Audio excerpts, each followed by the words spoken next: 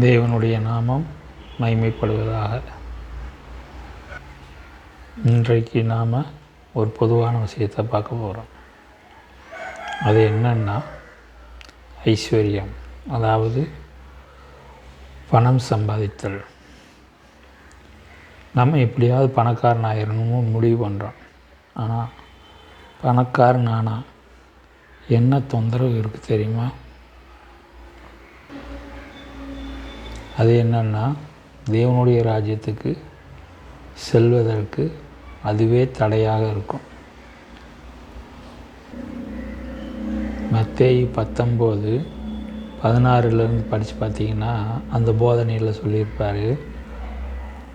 ஒரு மனுஷன் கிறிஸ்துக்கிட்ட சொல்கிறேன், ஆண்டவரே நான் நித்திய ஜீவனை அடைவதற்கு என்ன செய்யணும் அப்படின்றேன். அவர் எல்லா தகுதியும் சொல்கிறாரு. எல்லா தகுதியும் சொல்லணும்.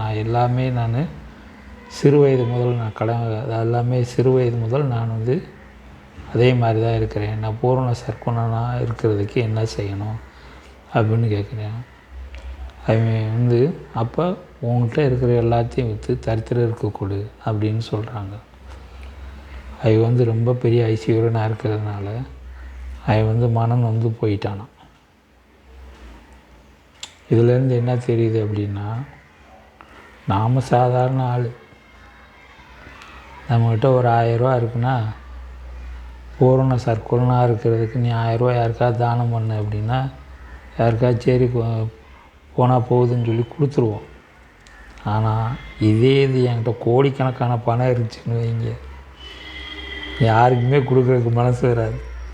அது ஆண்டவர் சொல்கிறாரு, ஐஸ்வர்யவான் தேவனுடைய ராஜ்யத்தில் பிரவேசிப்பதை பார்க்கலாம் ஊசி முனையில் ஒட்டகம் நுழைஞ்சிருமா. அவ்வளோ கஷ்டம்.